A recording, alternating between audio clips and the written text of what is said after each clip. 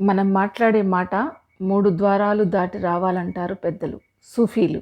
మొదటి ద్వారం దగ్గర ప్రశ్నించుకోవాలట, ఈ మాట సత్యమైనదేనా అని. రెండో ద్వారం దగ్గర ఆలోచించుకోవాలట, ఈ మాట అవసరమైనదేనా అని. మూడో ద్వారం దగ్గర నిశ్చయించుకోవాలి, ఈ మాట దయతో కూడి ఉన్నదేనా అని. అన్ని ద్వారాల దగ్గర అవును అనే సమాధానం వస్తే ఆ మాటని బయటకు మాట్లాడవచ్చు. ఈ 3 విషయాలను దృష్టిలో ఉంచుకొని మాట్లాడితే యుద్ధాలు, శత్రుత్వము, అవమానము లాంటివేవి లోకంలో కనిపించవు.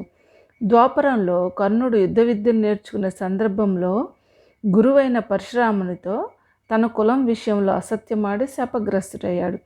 అదే భారత యుద్ధంలో కర్ణుని మరణానికి ప్రధాన కారణమైంది. శిశుపాలుడు మనం చెప్పుకున్న 2వ నియమాన్ని పాటించగా శ్రీకృష్ణ పరమాత్మను అనవసరంగా దూషించి చివరికి చావు కొని తెచ్చుకున్నాడు.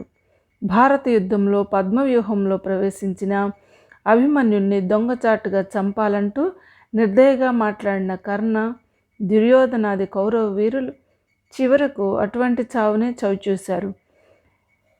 శ్రీ వీరబ్రహ్మేంద్ర స్వామి వారి చరిత్రలో కూడా అనవసరంగా మాట్లాడి పుష్పగిరి వాసులు నష్టపడ్డారు.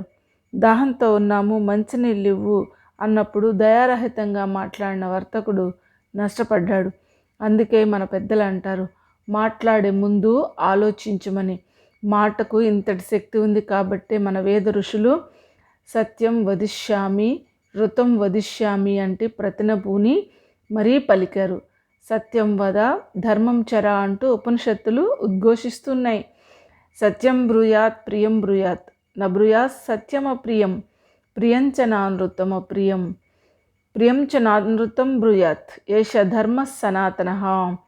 సత్యమునే పలుకుము, ప్రియమునే మాట్లాడుము, సత్యమైనను అప్రియమును పలుకురాదు, ప్రియము గదా అని అసత్యమాడకుము, ఇది సనాతన ధర్మము.